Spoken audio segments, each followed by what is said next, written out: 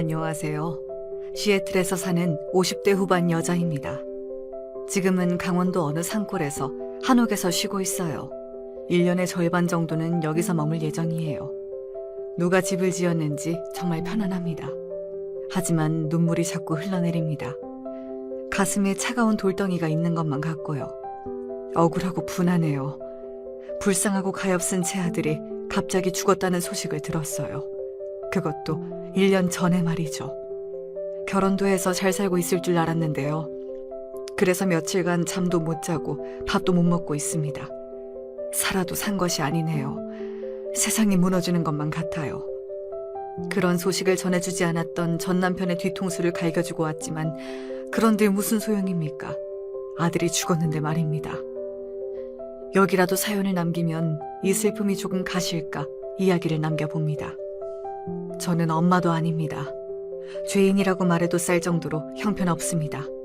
어린 아들을 두고 집을 나왔거든요. 남편과 이혼하면서 아이와 헤어졌습니다.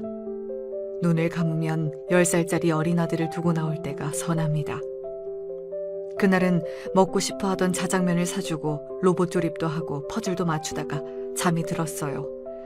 아들은 베개만 머리에 닿으면 자는 놈인데 그날따라 잠을 이루지 못했어요. 저는 계속 옆에 누워 자라고 했죠. 저는 그렇게 마지막 인사를 하고 나오는 게 좋지 않을까 싶었습니다. 영화나 드라마에서 보면 어느 날 갑자기 엄마가 사라지면 아이들이 더 힘들어하잖아요. 그러나 그것도 어려웠습니다. 나중에 성장해서 아들에게 물어보니 가장 슬픈 밤이었다고 해요. 영원히 아침이 오지 않길 바라면서 졸린 눈을 자꾸만 비볐대요. 엄마 이제 가면 아빠 말 잘 들어. 알겠지? 다신 안 와? 아니, 와. 엄마 미국 가서 돈 많이 벌어서 올게. 그때 같이 살 거야. 지금 같이 살면 안 돼? 지금은 어려워. 아빠가 때려서 그렇지. 얼른 자. 내일 학교 늦겠다. 저는 새벽이 되자 집을 나왔습니다. 아이가 학교 갈 시간까지 있는 것이 너무 괴로웠습니다. 어떻게 헤어져야 할지 난감했습니다. 20년이 지났지만 그날 밤의 대화가 기억납니다. 불쌍하고 가여운 아들이 죽었다니 그 사실만으로 가슴이 무너졌습니다. 괴로워 어쩔 줄 몰라 절규하는 저에게 며느리가 힘을 내라고 하네요. 저보다 기가 막힌 사람들이 많을 테니 힘을 내라고요. 그래도 아들의 유언 때문에 저는 오늘도 하루 목숨을 부지하고 삽니다. 제가 행복하면 좋다는 아들의 말이 자꾸만 머리에 맴돌고 있어요. 우리 집은 제가 고등학교 무렵 산골에서 서울로 이사 왔습니다. 촌년의 상경이다 보니 생경했어요. 지하철도 처음 타보고 말로만 듣던 백화점까지 가보았습니다. 수세식 화장실도 얼마나 어색한지요. 제가 얼마나 촌스러운지 알겠죠. 미아리 쪽에서 서울살이를 시작했는데요. 첫째 언니가 동대문에 있는 옷 공장에 다니다 보니 일자리가 있다고 식구들을 불러 모았죠. 산골에서는 땅 하나 없으니 남의 집에서 농사를 돕는 게 다였습니다. 언니가 중학교만 졸업하고 서울 어디 공장에 다니기 시작해서야 저희는 새끼를 다 먹을 수 있었죠. 남동생 둘과 저와 언니, 그리고 아버지, 어머니가 우리 가족이었습니다. 아버지는 다리가 불편했고 어머니는 말을 못하시는 분이었어요. 그리고 막내 남동생은 발달장애를 가지고 있었어요.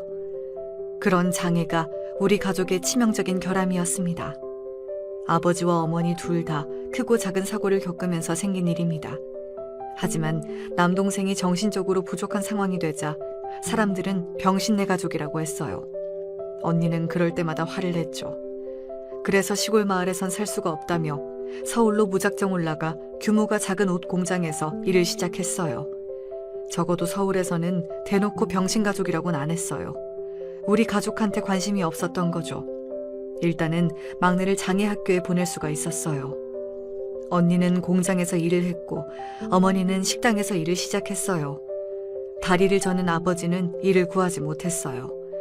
여자들이 나가서 버는 탓에 그래도 시골에서 땅도 없이 농사 짓는 것보다 벌이가 조금 나아졌지만 고향을 떠난 서울살이는 다들 힘이 들었죠. 아버지는 나중에 구두를 닦는 일을 하셨는데 동생들이 나가서 구두를 걷어오기도 했어요. 앉아서 하는 일이라 마음에 들어 하시던 모습이 선합니다. 우리 가족은 누구보다 성실하게 살아갔습니다. 저도 학교를 마치면 집안일을 했습니다. 셋이 번다고 해 6식구 입에 풀칠이나 할 정도였어요. 저도 겨우 고등학교를 졸업하고 근처 옷가게에서 점원으로 일을 시작했습니다. 한 3년 일했나 봐요. 거기서는 옷도 수선해주는 곳이었어요. 우리 가족은 새 옷을 입기보다 고쳐서 입고 바느질해서 입는 일이 많았어요. 언니 옷을 내가, 내 옷을 남동생이 입을 수 있게 제가 많이 고쳤거든요. 그래서 바느질도 나름 잘했어요. 그래서 옷을 파는 일보다 저는 작은 방에서 옷을 고쳐주는 일을 했어요. 키가 큰 사람에게는 단을 늘리고 작은 키를 가진 사람은 단을 접어 박음질을 해주었죠. 고급 원단은 미싱보다 손 바느질로 고쳐야 했어요. 그렇게 성실하게 일을 하다 보니 사장님이 저를 예쁘게 보셨어요. 그랬더니 그 사장님이 좋은 사람 소개해주겠다고 했어요. 그 무렵 언니도 시집을 갔고 남동생 하나도 공장에 취직해서 집이 안정된 터라 몇 달 후에 저는 선자리에 나갔습니다. 제 나이 23살에 이루어진 남자와의 첫 만남이었습니다. 하지만 대부분 저보다 10살 이상 나이가 많고 한 번 결혼을 한 아저씨들이었어요. 언니가 그 사실을 알고 옷가게 사장과 싸우고는 절 끌고 나왔습니다. 아무리 그래도 제 취자리는 보낼 수 없다면서요. 재단사였던 형부는 돈벌이가 점점 좋아서 언니의 목소리가 높아졌어요. 그러다 옷 도매업을 하는 남자를 소개받았는데 그게 아들 아버지였어요. 저보다 5살이나 많은 남자였는데 동대문에서 도매 가게를 운영한다고 했어요. 다방에서도 소리도 안 내고 커피를 마시는 모습이 좋았습니다. 양품점 사장이 소개해준 아저씨들은 후룩후룩 소리를 내고 마셨거든요. 그게 아들 아빠 전 남편과의 첫 만남이었습니다. 다른 것은 다 필요 없고 시어머니를 모시고 살아야 한다고 했어요. 저는 그게 뭐 어렵나 생각했는데요. 시어머니가 아버지처럼 다리가 불편한 분이었어요. 어쩐지 더 친근하게 느껴졌습니다. 남편과의 정보다 시어머니와 애틋함이 더 생긴 것이 그 때문이라고 볼 수도 있겠죠. 그리고 이 남자도 애잔하게 느껴졌어요.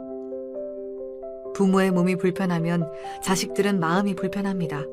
주변 시선도 좋지 않고요. 그래서 결혼을 결심했습니다. 신혼 때는 아무 문제 없이 잘 지냈지만 어느 날 술만 마시고 오면 모두 그렇게 폭력적으로 변했습니다.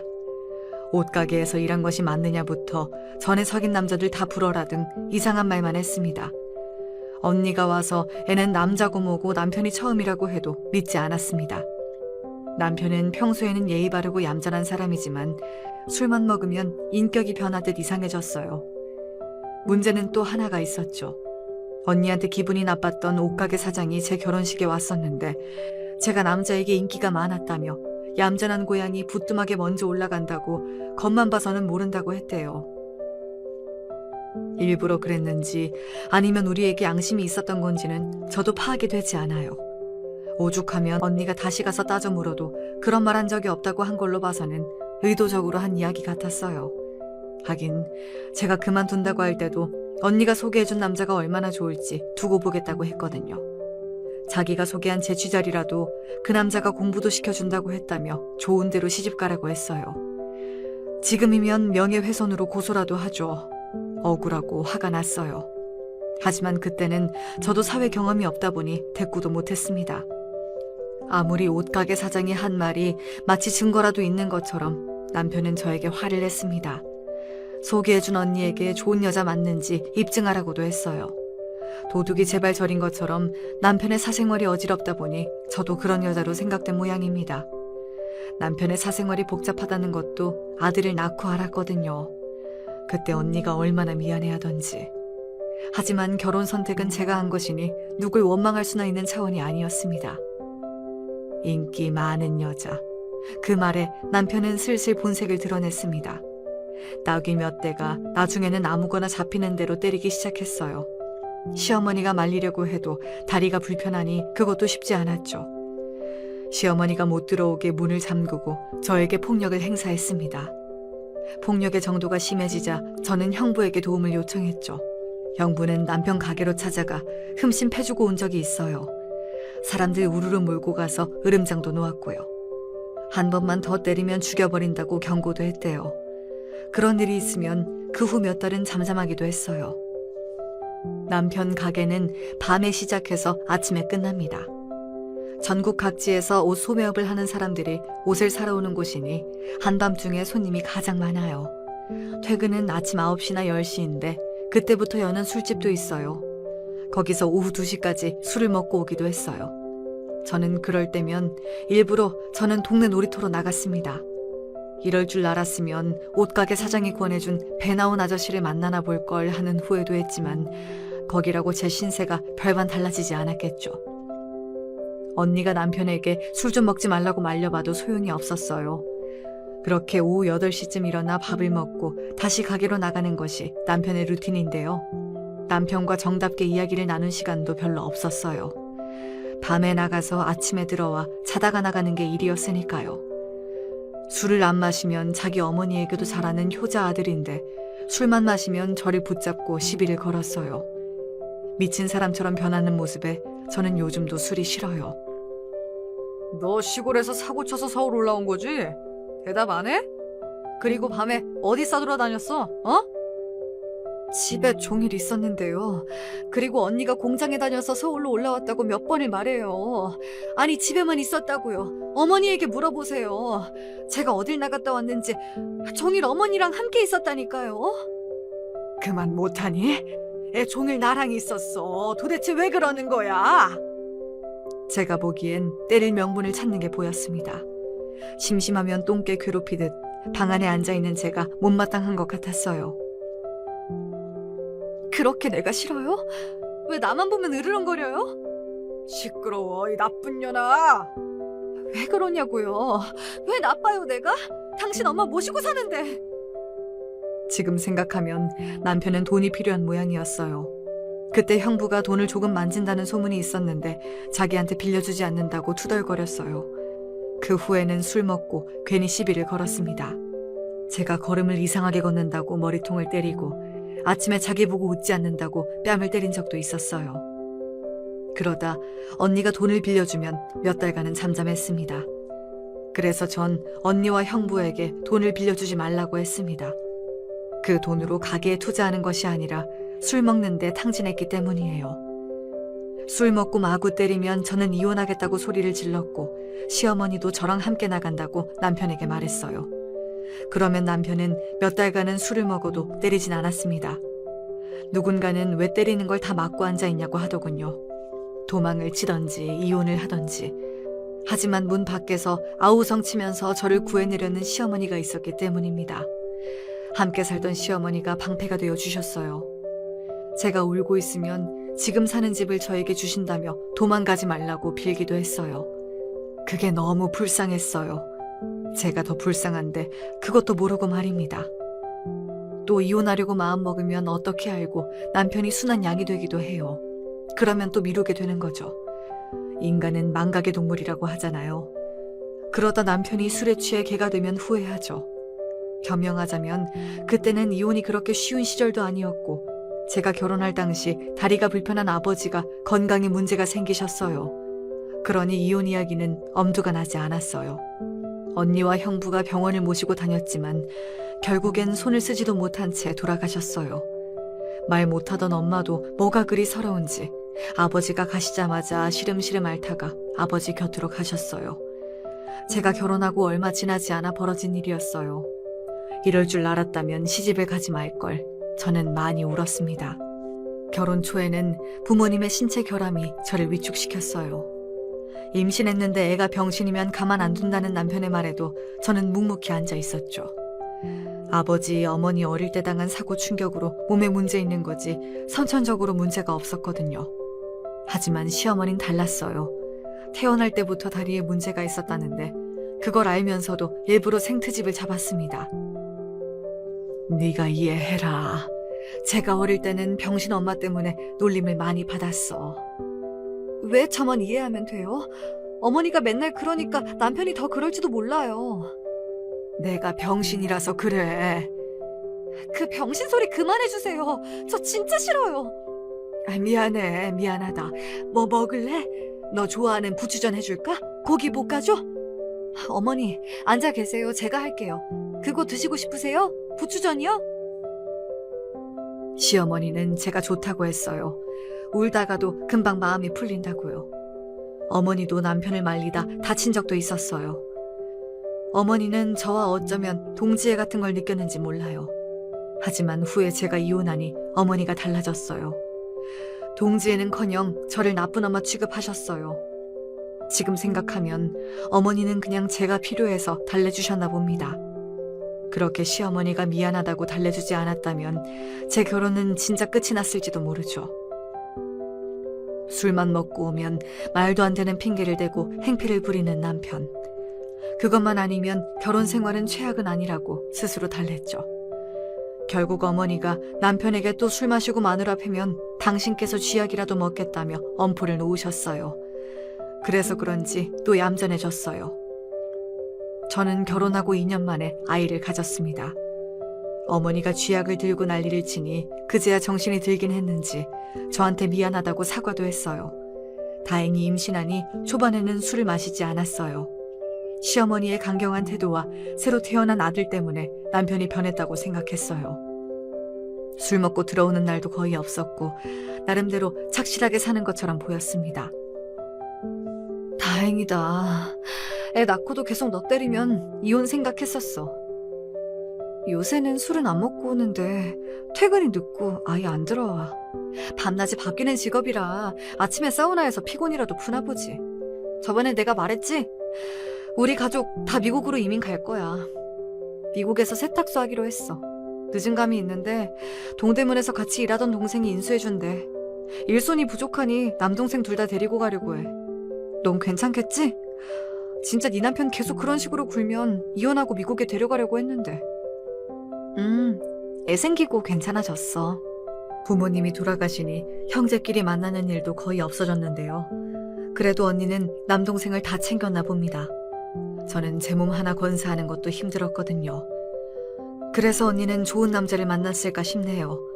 우리들을 위해 희생을 많이 했거든요. 이제는 금정적으로 안정이 되면서 언니는 평온한 얼굴을 했습니다. 돈이 있으면 아무도 우리 집안 무시 못한다며 자기가 꼭 집안을 일으킨다고 했는데 말입니다.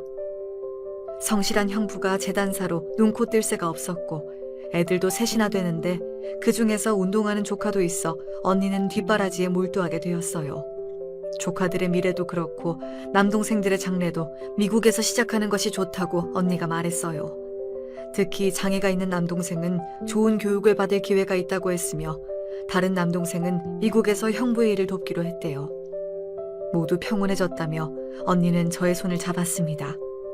저는 늘 속마음도 표현 못하고 조용한 편이라 언니가 걱정이 많았다는데요. 이제 아들도 낳고 남편도 때리지 않으니 안심하고 미국으로 간다고 했어요. 미국으로 떠나기 전날 남편은 언니에게 내 걱정하지 말고 언니네나 이제 잘 살라고 했어요. 남편도 언니와 형부 앞에서 다신 때리지 않겠다고 단단히 다짐도 했어요. 이제는 편안하게 아들을 키우면 되는 줄 알았죠. 하지만 남편이 술도 안 먹고 저도 안 때리게 된 것이 다 여자가 생겼기 때문이었습니다. 정말 아무도 몰랐습니다. 형부의 지인들이 아직 동대문 근처에서 장사도 하고 옷 공장도 운영했기에 금방 알아낼 수도 있었지만 한 1년간을 속이고 있었어요. 상대가 지방에서 옷가게를 운영하는 여자였기 때문이에요. 남편이 거래를 위해 지방에 간다고 하긴 했는데 그게 다 내연녀를 만나기 위함이었어요. 여자의 직감이 무섭다고 하잖아요. 남편의 태도나 몸가짐이 달라졌음이 느껴졌어요. 남편이 말하는 저는 그저 네 하고 순응하는 편이어서 여자가 있다는 걸 알고 끙끙 앓기만 했어요. 시어머니에게 말도 못하고 혼자 우는 날이 많았습니다. 바람 핀다는 것을 온 감각으로 알면서도 어떻게 해야 할지 난감했어요. 괜히 남편을 소개해준 언니나 형부가 미웠습니다. 미국에서 잘 지낸다는 언니의 연락도 피하고 저는 아들을 업고 동네를 미친 여자처럼 걸어다녔습니다. 그래야 마음이 조금이라도 편해졌어요. 하지만 외박하는 날도 많아지고 휴일에도 집에 들어오지 않았습니다. 답답한 마음은 아무리 걸어도 해소되지 않았어요. 그러다 저도 남편처럼 술을 마셔보았습니다. 이상하게 용기가 생겼어요. 적극적으로 남편의 뒤를 캐고 다녔고 외도 상대가 누군지 알게 되었습니다. 시어머니에게 아들을 맡겨놓고 남편이 누굴 만나는지 어딜 가는지 확인했죠. 드라마에서는 그런 장면이 나오면 득달같이 뛰어가서 두 연놈의 머리를 쥐어 뜯어내곤 하던데 저는 그러지 못했어요. 벌벌 떨기만 했죠. 지금 생각하면 바보 같지만 그때는 머릿속에 아무 생각이 안 났습니다.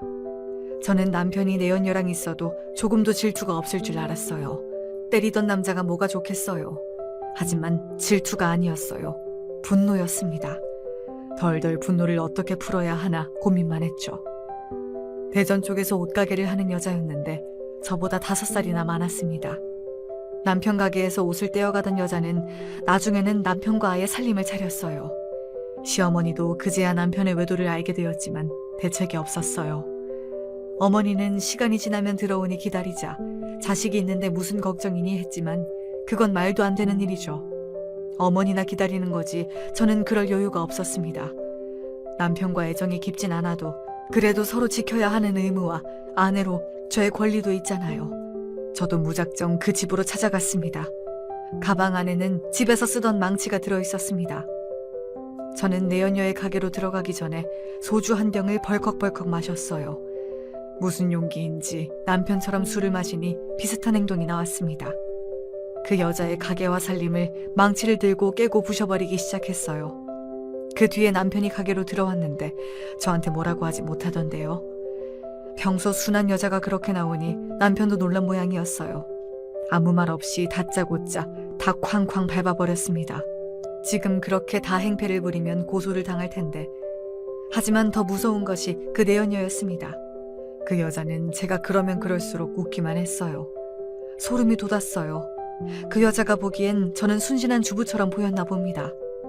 남편은 늘 제가 과거가 있다고 의심했는데 이번에는 진짜 과거가 화려한 여자를 만나는 중이었습니다.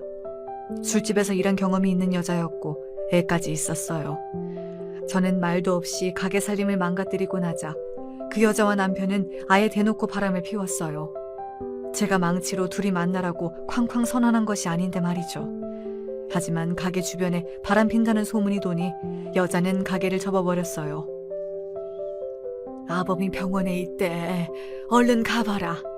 하지만 개벌은 남 못 준다는 말이 있듯이 남편이 술을 먹고 그 여자를 팼습니다. 저와 달리 그 여자는 거칠게 반항한 모양이죠. 남편을 술병으로 갈겨서 병원에 입원시켰습니다. 저는 그렇게 남편의 바람이 끝난 줄 알았어요. 머리를 7바늘이나 봉합하고 입원한 모습이 조금은 통쾌했어요. 잘한다, 잘해. 이제 내 연녀에게 맞고 오냐? 집에 착한 아내가 있는데, 토끼 같은 자식이 있는데, 요즘 시어머니 이렇게 잘 모시는 여자 있는 줄 알아? 그러니까 결혼했죠. 엄마한테 잘하라고. 저 신경 쓰지 말고 가세요. 뭐야, 이 새끼가? 그래도 뭘 잘했다고 나불거려? 그제야 저는 남편이 왜 나를 선택했는지 알게 되었어요. 다리가 불편한 시어머니 때문이었어요. 선을 수십 번 봐도 선뜻 엄마를 모시겠다는 여자가 없었다고 합니다. 저만 좋다고 했다는데 집도 있고 가게도 있는 허우대 멀쩡한 남자가 장가를 늦게 간 이유가 몸이 불편한 시어머니 때문이었습니다. 언니는 제 남편을 저에게 소개한 이유도 바로 우리 아버지와 비슷한 시어머니의 신체 때문이었어요. 예전에 옷가게 주인도 저를 한 번 결혼한 아저씨를 소개한 이유가 이렇게 몸이 불편한 부모 탓이란 생각이 그때 들었습니다. 왜 그렇게 언니가 시골 마을을 떠나고 싶어 했는지, 언니가 고아인 형부와 결혼한 이유도 부모님의 신체적 결함이었다는 것을 저는 그제야 알았습니다. 언니라는 울타리가 저한테 튼튼했기에 사람들의 진짜 속내를 몰랐나 봅니다. 남편이 다친 모습을 보니 저는 멍청한 생각을 했어요.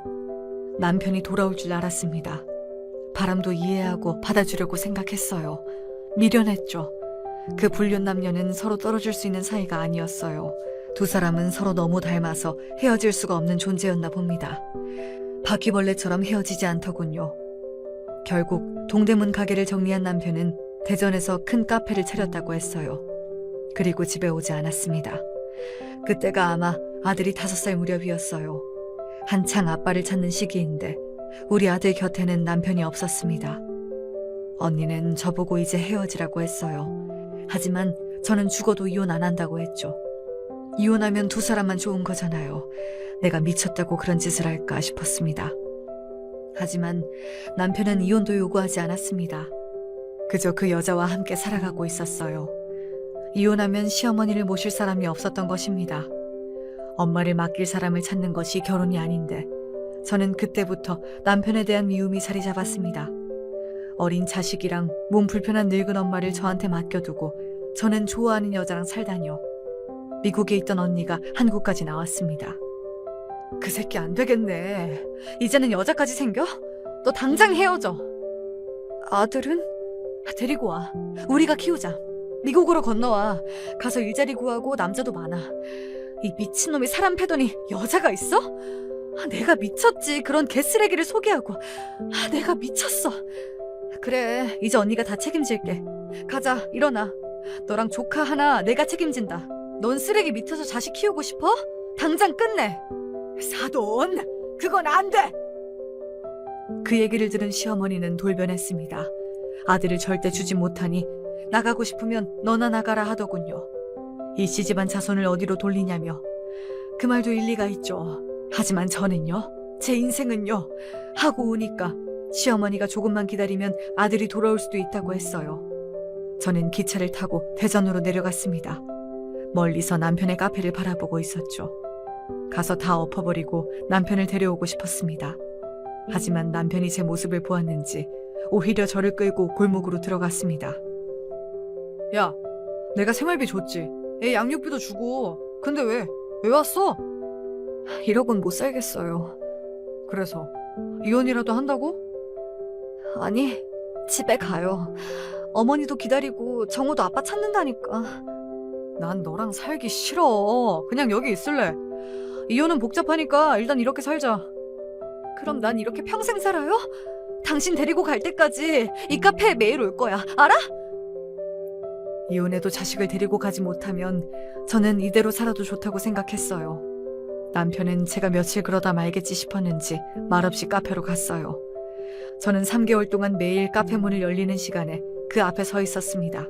가게로 들어가면 영업 방해지만 그 앞 인도에 서 있는 것은 경찰도 끌어내지 못했거든요.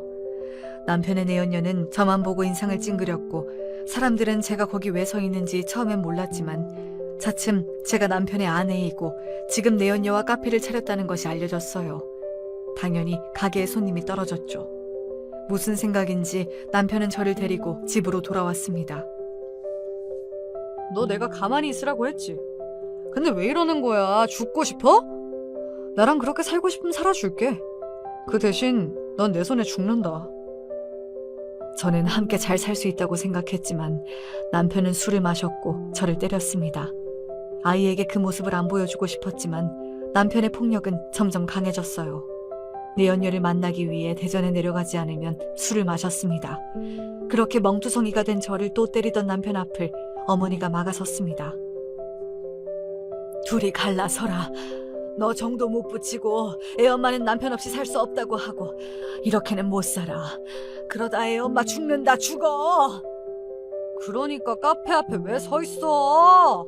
너 때문에 잘 나가던 가게 말아먹었잖아. 그냥 가만히 있으면 되는데 왜 그러는 거냐? 저는 그렇게 버티다가 그만 살기로 마음을 먹었습니다. 누구는 자식 보고 그대로 참고 살라고 하고 다른 사람은 당장 이혼하고 나오라고 하지만 선택은 늘 쉽지 않았습니다. 30인데 자식 놓고 나가. 그래야 재혼이라도 하지. 그래도 어떻게 자식을 놓고 나가요? 제가 데리고 가면 안 돼요?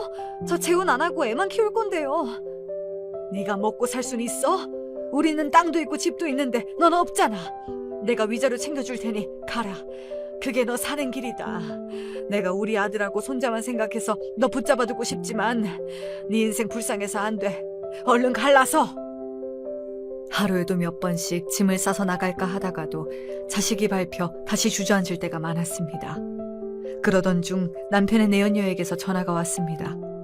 만나서 할 말이 있다고 했습니다.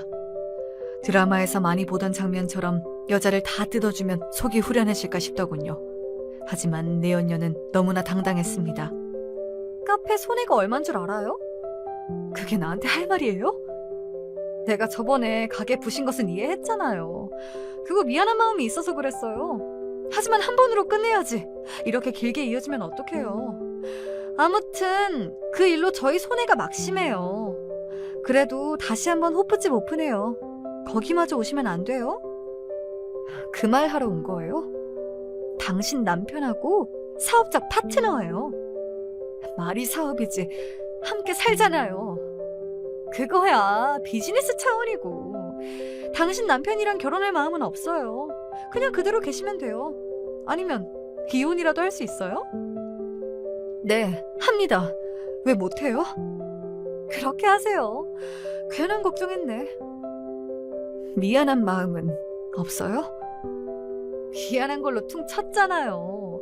우리 옷가게 망치고 카페 장소도 망하게 한 것. 그거면 됐지. 상당히 미안하니 나도 가만히 있었던 거죠. 평생 이러지 마세요. 이젠 안 참아. 네? 정호 대학이라도 보내려고 하면 가만히 있어요. 남편 돈 벌어야 애 학교도 보낼 수 있는 거 아니에요? 나도 당신 남편하고 헤어지고 싶어도 돈으로 얽혀 있어서 쉽지 않아요. 남자, 여자, 바람, 동물적인 본능으로도 피는 건 맞지만 우리처럼 돈으로 얽혀 있는 관계가 훨씬 많아요. 내가 언니 같아서 하는 말인데 당신 돈 있으면 남편 금방 집으로 들어가요. 근데 당신 돈 없잖아. 내 옆에 당신 남편이 죽치고 있는 것도 내가 돈이 있어서 그래요. 동대문 가게 망한 거 모르죠? 당신들 편하게 살았으니까. 당신 남편은 망해서 나한테 온 거지 나랑 살림을 차려서 망한 게 아니에요. 이때까지 내가 댁들 생활비 지원도 했는데 너무 나만 나쁜 년 만들지 마세요. 내연녀는 언성도 하나 높이지 않았습니다. 기둥서방이라도 하나 있어야 사업하기 편하다며 제 남편이 그런 역할을 하는 거라고 하더군요. 그래서 죽어도 헤어지지 않으니 저는 제 갈 길을 가는 것이 맞대요. 저는 기가 막혔습니다. 그래서 자신처럼 돈이 없으면 자식도 놓고 나가야 정호 장래에 도움이 된다고 저에게 훈계했어요. 자기가 정호 대학까지 보내줄 것처럼 말하며 오히려 저를 걱정했습니다. 무슨 내연녀가 선생도 아니고 주제에 저를 가르치고 있네요. 화를 내자니 내연녀의 말에 반박할 힘이 없었습니다. 저는 말도 못했어요. 중요한 것은 저는 능력이 없다는 겁니다. 그날로 저는 언니에게 전화했습니다. 미국에 가서 돈을 벌고 싶다고요. 돈을 벌어서 아들을 데리고 오자는 계획을 마음속에 새겼죠. 그렇지만 그걸 시어머니에게 들키면 안 될 일이었어요. 저는 남편에게 이혼하겠다는 뜻을 밝혔고 그 절차가 진행되었습니다. 시어머니 모르게 했어요. 그리고 3년 뒤에 아이를 찾으러 오겠다고 말했습니다. 그 조건으로 저는 위자료도 없이 이혼을 했습니다. 저는 3년 안에 미국에서 돈을 많이 벌겠다는 꿈을 가지고 있었어요. 그래서 그날 자식을 놓고 집을 나왔습니다. 하지만 세상 일은 제 뜻대로 되는 일이 없었습니다. 저는 미국 초청 비자가 나오지 않았어요. 미국으로 정식 입국이 되지 않는다는 겁니다. 미국 대사관에서 저를 거부했어요. 제가 이혼을 했고 변변한 직업이나 예금도 없으며 형부가 초청한 업무와 저는 무관하다고 대사관에서 임의로 판단했어요. 계속 가정주부로 있다가 갑자기 형부의 재단 일을 하기 어렵다는데 그거야 사실이죠. 미국으로 갈 수 있을 줄 알았는데 저는 그 당시 죽고 싶었습니다. 이혼 전부터 언니와 상의해서 결정한 일이 이렇게 틀어질지 몰랐습니다. 그 당시 한국 젊은 여성들이 미국으로 불법 취업해서 율락업에 종사하는 일이 많아져 입국 심사가 까다로워졌다고 했어요. 아마 지금이면 쉽게 가능할지 모르죠. 엄마가 미국 가서 돈 많이 벌어올게. 아들에겐 그렇게 말했는데 저는 당장 라면 하나 살 돈도 없었어요. 언니는 미국에 사는 남자와 결혼해서 입국하는 과정도 있다며 선을 보라고 했지만 저는 남자도 결혼도 다 신물이 난 상태였습니다. 어쩌면 저는 남편의 울타리에서 안주하던 한 마리 양이라는 생각이 들었습니다. 무서워서 세상에 나가지 못하고 벌벌 떠는 양으로 살다가 죽긴 싫었습니다. 무작정 옷 수선공을 구한다는 곳을 찾아가 일을 시작했어요. 지금 당장 미국에 못 가도 언젠가 갈 수 있다는 희망을 보고 말입니다. 제가 옷 수선 경험이 있기에 가능했어요. 바늘에 무수히 찔려가며 옷을 고치고 매만졌습니다. 시어머니에게 전화를 걸어 아들이 잘 있나 물어보고 싶어도 이혼한 후에는 그게 참 어려웠습니다. 늘 아들을 그리워했지만 연락마저 끊고 1년간 일을 하고 나니 다시 미국으로 들어갈 기회가 생겼습니다. 형부가 운영하는 세탁소에서 옷 수선하는 사람이 필요하다는 연락이 왔습니다. 제가 한국에서 일을 하고 있다는 증명을 보고 미국 대사관에서 입국 신청이 떨어졌습니다. 저는 미국으로 가자마자 세탁소에 딸린 1평도 안 되는 작은 방에서 옷을 수선했습니다. 아침 9시부터 저녁 9시까지 쉬지 않고 옷을 매만졌습니다. 내 손으로 집을 장만하고 아들을 데려올 생각만 가득했습니다. 세탁소에서 죽도록 일했습니다. 아들에게 돈을 보내줄 요량을 말입니다. 돈이 생기면 아들 명의의 통장으로 돈을 보냈습니다. 한국에 있던 1년 동안은 먼 곳에서 학교 가는 아들 뒷모습을 본 적은 있지만 이곳 시애틀에 와서는 아들의 모습을 보지 못해 우울증과 향수병에 시달리기도 했어요. 돈을 차곡차곡 쌓여 아들하고 함께 살 생각하며 다시 마음을 다잡았습니다. 일을 많이 했기에 목 디스크와 관절염이 찾아왔지만 저는 계속 바느질을 멈추지 않았습니다. 언니는 미국에 왔으니 관광이라도 하라 했지만 저는 그럴 여유가 없었어요. 미국인지 시애틀인지 알지도 못했어요. 조카들은 다들 좋은 학교도 다니고 있었습니다. 그게 참 부러웠습니다. 공부를 열심히 하고 자기가 하고픈 일을 찾아 공부하는 모습을 보니 아들이 더 보고 싶었습니다. 그리고 5년이 지났을까요?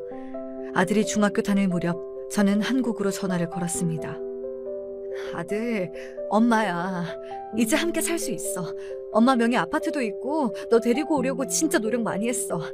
여기 미국 시애틀 이모네야. 비행기표 보낼게. 아빠가 그러자고 예전에 약속도 했어. 저는 아빠랑 살래요. 그럼 전화 끊습니다. 전에 전화를 걸기도 하고 엽서나 편지, 선물도 보냈지만 연결도 안 되고 받았다는 답도 없었어요.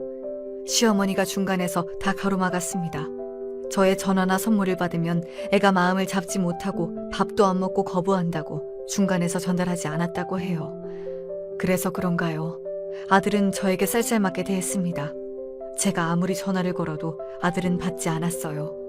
정말 죽기보다 싫지만 전 남편에게 전화를 걸어 도대체 애가 미국으로 오지 않는 이유를 물었습니다. 친구 있고 할머니 있고 다 있는데 네가 오라면 당장 가냐? 벌써 6년이나 지났어. 돈이나 보내. 그러면 생각이 달라지겠지. 남편은 여전히 저를 무시하는 말투였습니다. 그러는 사이 시어머니가 돌아가셨다는 연락을 받았습니다. 저는 전 남편이랑 연락하는 것은 싫었지만 아들이 저를 피하기에 어쩔 수가 없었습니다. 그리고 4년이 지나니 아이가 벌써 20살 성인이 되고 말았습니다. 저는 미국 생활을 정리하고 한국으로 들어가겠다고 언니에게 말했죠. 미국에서 8년 정도 돈을 모았기에 한국에서 아들을 보고 싶었습니다. 수도권의 작은 아파트 정도를 얻을 수 있는 돈과 어느 정도의 생활비를 가지고 한국에 들어갔습니다. 시어머니는 돌아가셨고 남편은 아직 그 내연녀와 함께 지내고 있었어요. 연인 관계는 아니라고 하더군요. 관심도 없는 이야기 그만하고 아들이 어디 있는지 알려달라고 하니 군대에 있다고 했습니다. 저는 군대에 있는 아들을 만나기 위해 통닭이나 김밥을 사들고 갔습니다. 다른 집 아들은 다 나오는데 내 아들만 부대에서 안 나오는 겁니다. 만나기 싫다는 말에 저는 자리에서 주저앉고 말았어요. 전 남편이 어떻게 말했길래 애가 저를 싫어하는 걸까요? 저의 관절에 문제가 상당했기에 심한 스트레스를 받으니 몸에 마비가 왔습니다. 그래서 병원에 입원하고 나오고를 반복했죠. 그러다 보니 아들도 제대할 무렵이 되었습니다. 저는 군대에 있는 아들에게 매일 편지를 보냈습니다. 답이 오길 정말 기다렸지만 끝내 오지 않았어요. 그러던 어느 날 한 젊은 남자가 찾아왔습니다. 바로 아들이었습니다. 저는 말도 못하고 계속 울었어요. 그러다 진정이 되니 아들이 인사를 했습니다. 안녕하세요 하는 인사가 왜 그렇게 서글프게 들릴까요? 몸은 어떠세요? 괜찮아. 너는 왜 대학 안 갔어? 바로 군대 가게? 공부에 소질이 없어요. 그럼 이제 뭘 할래? 아니, 밥은 먹었니? 밥은 다 먹고 왔고요. 어머니, 그냥 이대로 살아요, 우리. 한국에 있지 마시고 미국으로 가세요. 제가 자리 잡으면 연락드릴게요. 아니야, 이제 미국 안 가. 너랑 살려고 미국 간 거지. 너랑 같이 안 사는데 무슨 미국이야. 이모랑 삼촌들은 다 잘 살아. 가족들 다 꾸리면서. 너 왜 그때 안 온다고 했어? 중학생 때 말이야. 할머니 아픈데 어떻게 가요? 그때 할머니 아파서 돌볼 사람이 없었어요. 너 아빠는 뭐하고? 아시면서 뭘 물어요. 아버지 술 먹고 나중에는 저랑 할머니 괴롭혔어요. 그럼 너 미국에다 연락해야지. 엄마한테 도와달라고. 아버지가 엄마 미국에서 재혼했다고 그러던데요. 누가? 미쳤어. 아니야. 너랑 살려고 죽도록 일만 했어. 엄마, 아빠랑 연락하지 마세요. 돈도 절대로 주면 안 돼요. 뭐? 왜? 엄마, 미국 도로 가세요. 여기 있다가 아빠랑 얽혀서 좋은 거 하나도 없어요. 아빠는 돈 생기면 안 되는 사람이에요. 이제는 도박도 해요. 같이 사는 아줌마도 학을 뗐어요. 호프집 하는 아줌마 말이에요. 아들의 말에 저는 하염없이 울었습니다. 내가 그동안 보내준 용돈을 중간에 이 남자가 다 가로챈 모양이었습니다. 그 당시에도 아들은 제가 미국으로 간다고 하면 할머니 요양원으로 넘기고 저한테 돈을 달라고 해코지할까, 안 산다고 했다면서 마지막 헤어질 때 함께 만든 로봇을 아직도 간직하고 있다고 했어요. 저 엄마 너무 보고 싶었는데 그래도 참았어요. 엄마라도 행복하면 돼요. 아니야. 난 너 없어서 하나도 안 행복했어. 너 없으면 그게 행복 아니야. 그래도 미국이면 여기보단 행복할 수 있잖아요. 아버지랑 연락 끊을 거니까 엄마도 연결하지 마세요. 제 번호 없앨 건데 나중에 제가 연락드릴게요. 아들은 무슨 일을 하는지 알려주지 않고 다시 떠나버렸습니다. 아비라는 인간이 더 망가졌다는 것이 어이가 없었습니다. 전화를 걸어 따져 물으려고 해도 아들 말대로 다 지난 일이라고 생각했습니다. 저도 미국에서 돌아가 모든 재산을 정리하고 한국으로 다시 돌아왔습니다. 그 후 아들이 연락이 왔습니다. 지방에서 집을 짓는 일을 한다고 했어요. 어릴 때부터 만드는 것을 좋아하던 놈이었는데 한옥을 짓는 어려운 일을 선택하다니 그래도 대견했어요. 저는 한국으로 돌아와 아들 줄 아파트를 장만했습니다. 결혼이라도 한다고 하면 줄 요량이었죠. 당분간 서울에 있으면서 아들의 연락을 기다렸습니다. 아들은 가끔 서울로 올라와 저와 밥도 먹고 이야기도 했어요. 그러던 중 몇 달간 아들과 연락이 끊겼습니다. 저는 걱정이 너무 되어 밤잠을 설쳤는데요. 알고 보니 전 남편이 사고를 크게 쳤다고 했습니다. 술 먹고 멀쩡한 가게를 차로 들이박았다고 했어요. 그래서 병원비에 가게 보상비까지 마련해야 한다니 저는 전 남편이 있다는 병원으로 뛰어갔습니다. 도대체 그 인간은 왜 그러는 거야? 미쳤어? 술을 아직도 먹어? 이혼 잘했다고 했지? 엄마, 제가 다 알아서 할 테니까 가셔도 돼요. 여기 뭐하러 오세요? 엄마, 절대 아빠 만나지 마세요. 제 부탁이에요. 그리고 몇 달 후 전 남편이 저를 찾더군요. 전화로 밥이나 먹자고 하길래 전화를 끊어버렸습니다. 그러자 제가 사는 곳까지 어떻게 알았는지 찾아왔어요. 돈 좀 벌었다고 하던데? 상관 말고 가세요. 만나는 남자 있어? 내가 당신인 줄 알아요? 애 주라는 용돈이나 학비 다 가로채더니 당신 내가 씹어먹어도 시원치 않아요. 알아? 돈이 없으니까 쓰지. 돈 좀 있어? 가요. 여길 왜 와? 당장 갈 것도 없고. 당신 내연녀한테 가요. 당장 꺼져요. 야, 너 진짜 많이 컸다. 미국 가더니 성질만 키웠냐? 미국 놈은 만나봤어? 당장 안 꺼져? 경찰 부른다! 이 남자, 내가 돈 있다는 건 어떻게 알았을까요?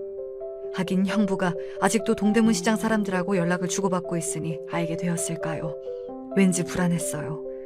남편이 다가오자 무서웠어요. 몸이 먼저 반응한다고 하듯이 또 폭력을 쓸까 무서웠습니다. 그래서 아들 말대로 미국에 가 있기로 했어요. 그렇게 한국과 미국을 오가다 보니 세월이 지났고 아들이 결혼할 여자를 소개한다고 하네요. 그래서 아들에게 아파트를 선물하기로 했어요.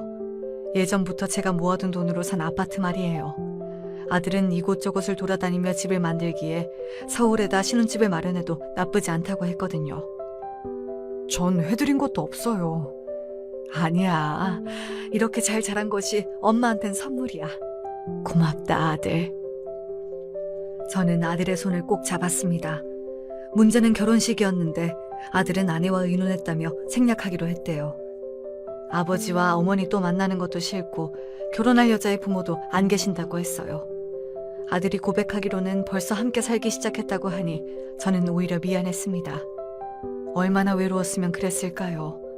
하지만 어떻게 된 일이 틀어졌는지 그만 아들과 연락이 끊어졌어요. 이모가 신혼여행비 마련해준다고 문자를 보냈는데 그 이후에 말이 없었습니다.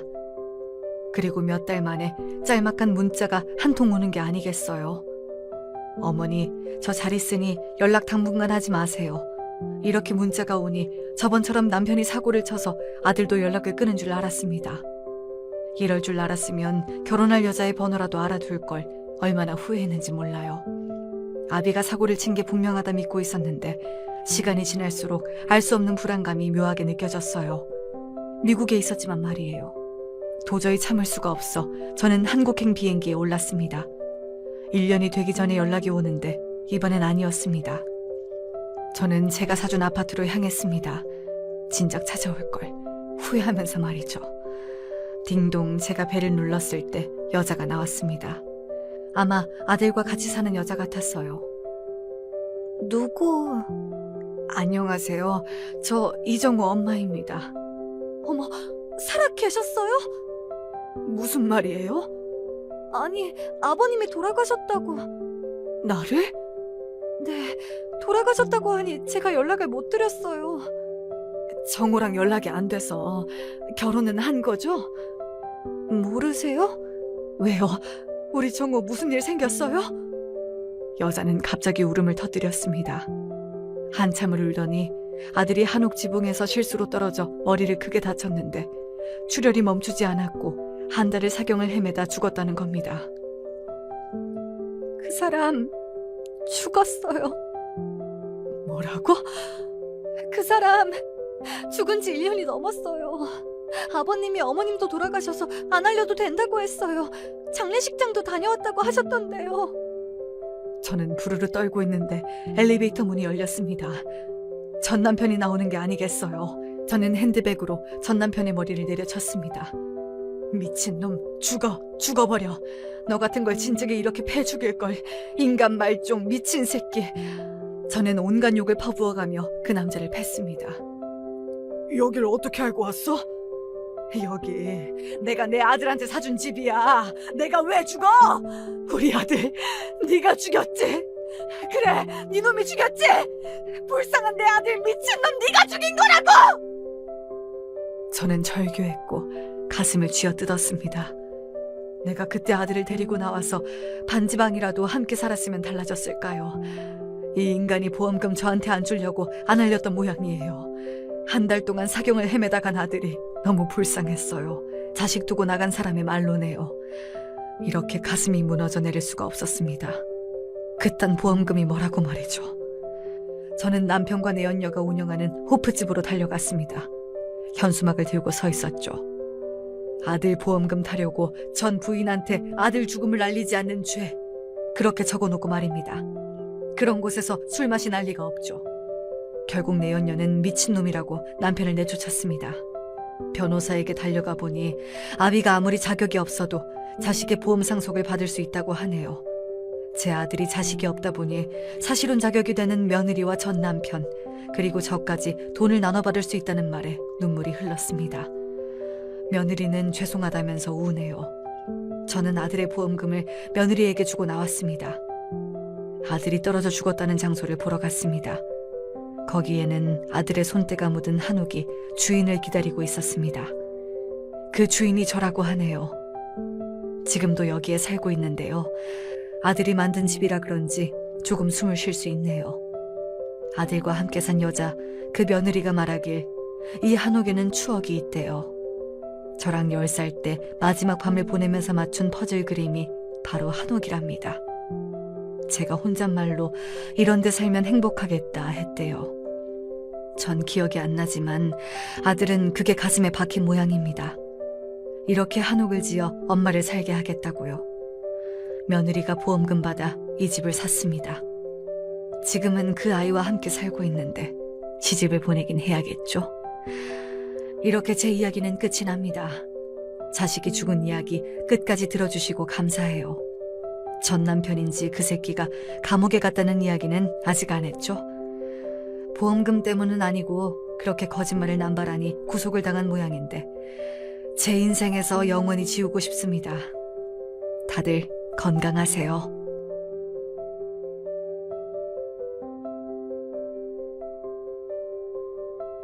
안녕하십니까? 그간 잘 듣기만 해왔던 사연에 빠지다 채널에 저의 이야기를 사연으로 신청해봅니다. 저는 남중 남고를 나왔습니다. 그 뒤로 어쩌다 보니 대학도 남자놈들이 유난히 득실거리는 전공을 택했으니 젠장 맞을 환경을 오래도 겪은 셈이었죠.